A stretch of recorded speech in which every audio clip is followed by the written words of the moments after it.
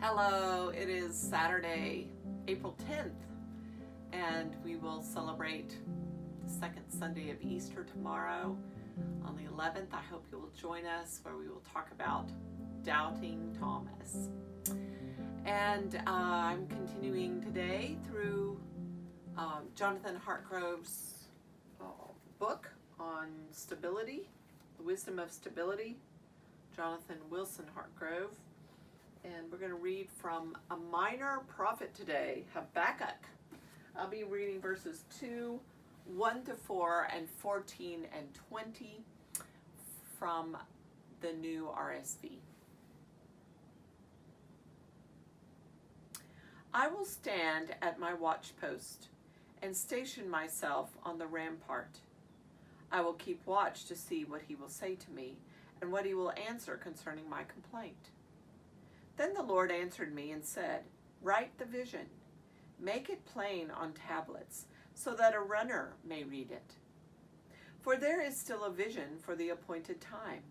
It speaks of the end and does not lie. If it seems to tarry, wait for it. It will surely come, it will not delay. Look at the proud. Their spirit is not right in them, but the righteous live by their faith. But the earth will be filled with the knowledge of the glory of the Lord, as the waters cover the sea. The Lord is in the Lord's holy temple. Let all the earth keep silence before God."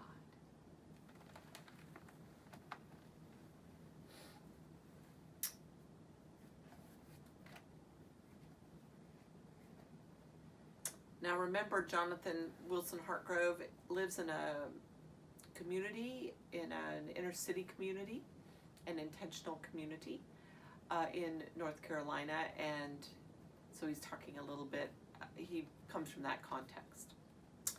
It is summer in Walltown. If I get up early enough to sit on our front porch before the day's duties demand my attention, there is a hint of coolness in the damp air. I breathe in the thick, dark smell of soil and shade, made pungent by last night's thunderstorm. The neighborhood is quiet enough for me to hear robins scurry between the branches of the sprawling pecan tree in our front yard. In the distance, about a half a mile away, I can hear the rumble of 18-wheelers traveling north and south on I-85. I sit in a rocking chair and survey our block by early morning's light. The Lord is in his holy temple. Let all the earth keep silence before God. When I sit still and pay attention, I can see that this is holy ground. But this is not easy to remember. By 8 in the morning, the sun is beckoning last night's rain back up into the heavens. I begin the day's work swimming through humid air, what a friend and I call instant sweat, when we were growing up in North Carolina, tobacco country, not far from here. In the western mountains of our state, this summer haze turns the bridges blue, and tourists come to enjoy the sight. Down here in Piedmont, we just endure the humidity. Southerners invented sweet tea as fuel for our march through the waters of summer. But caffeine and cane sugar were not sufficient comfort for a people who despise the toil of wresting life from a land soaked in humidity. Giving in to our baser instincts, we cursed the ground our ancestors had stolen from the Cherokee and the Choctaw, the Lumbee and the Creek. Those who had power forced men and women with black skin to do the dirty work of priming tobacco and picking cotton. Those who didn't turn from sweet tea to stronger drink, drowning sorrow and sickness in the sweet medicine. Those who didn't turn from sweet tea to stronger drink, drowning sorrow and sickness in the sweet medicine called moonshine. This aversion to soil and toil has shaped our economic and religious lives alike. By and large, the God we learned to worship in this place eased our spirits like good moonshine, and promised a better home in the heaven of the sweet by and by. More than a few people have noted how the Southern way of life tried to drive a wedge between the spirit and the body, entangling us in a terrible web of racism, environmental degradation, and otherworldly spirituality. But standing on my front porch, surveying a neighborhood that has both suffered and survived this death-bound system, I cannot help noticing how our spiritual struggle is inextricably tied to this place. Its heat and humidity, its highways and horticulture. Our demons are the same that people have faced throughout human history: greed, lust, envy, anger, acedia, love of money, vainglory, and pride. But both our evil thoughts and our responses to them have been shaped by the geography of this place. When our demons beckon us, they speak with a southern drawl. For better or worse, this is the modern wilderness where I've tried to stay put and do battle. God interrupted me when I was fleeing home, calling me back to a foundation on the soil from which I'd grown. North Carolina is a far cry from the ancient Egypt desert, but the spiritual mothers and fathers of that arid land have become guides to me as I've learned to practice stability in this place. The desert monastics on the 3rd and 4th centuries were not sure how to live faithfully as both citizens of heaven and citizens of the Roman Empire, but they knew they could not find their way by running from the root of temptation, which they located in their own hearts. Led by Abba Antony, they went into their cells and stayed for the purpose of doing battle with the demons of their day. Someone asked Abba Antony, "What must one do in order to please God?" After encouraging the pilgrim to keep God before his eyes and pattern his life after the scriptures, Antony added, "In whatever place you find yourself, do not easily leave it."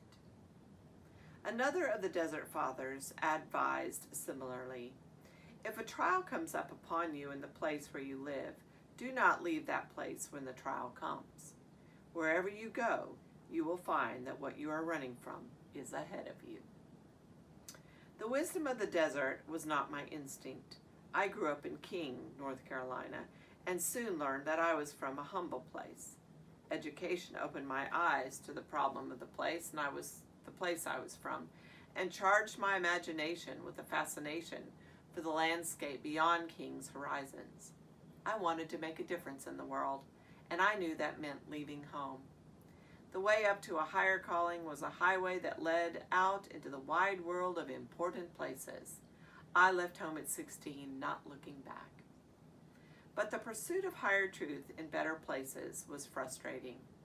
God is everywhere for sure, but somewhere along the way I started to realize that highways are lonely and airports lack community. I wanted to love my neighbor, but I had not stayed in one place long enough to know my neighbors or my neighborhood. Tossed about by the tides of perpetual motion, I started looking for some place to drop my anchor. When I did, I found myself drawn toward home, to the soil of this Christ-haunted South, where the demons I'd left to overcome still show up every Sunday morning in church. Here then is the spirituality I need to stay put, a ladder that brings together my need for a firm foundation and my need to progress toward holiness. For people who think little of flying across a continent, the assumption of Benedictine spirituality is striking.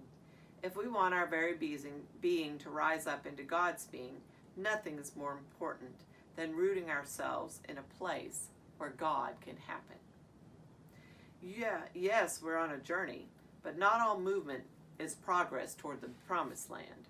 Israel wandered in the wilderness for 40 years after all.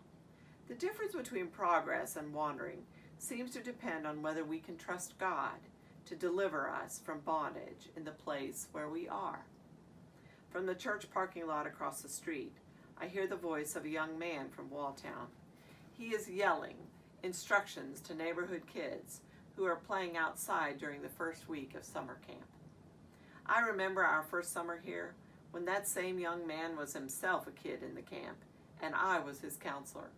trying to survive the humidity on Blacktop in July. We were strangers then. I stayed and we became friends. He came to live with our family, graduated from high school, and went off to college, not the norm around here. In the fall of his sophomore year, he told me he wanted to major in education and teach elementary school in the inner city.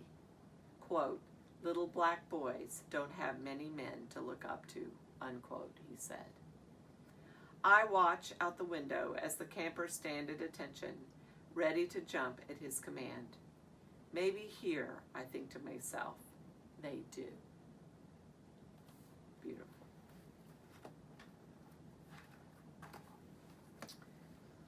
I remember being so restless in my 30s and thinking that I needed to leave the church.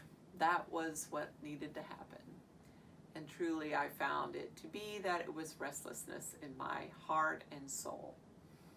And that with time and good spiritual direction and good spiritual teachers, I was able to hold on, and I sure am glad I did, because I'm glad to be here.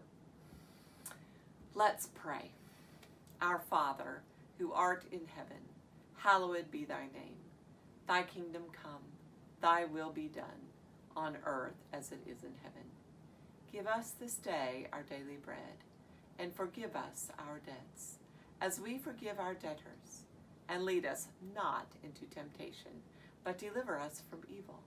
For thine is the kingdom, and the power, and the glory forever. Amen. We have a pretty decent place to stay put and to practice this notion of stability. Maybe in our stability, we will help others in our community with theirs.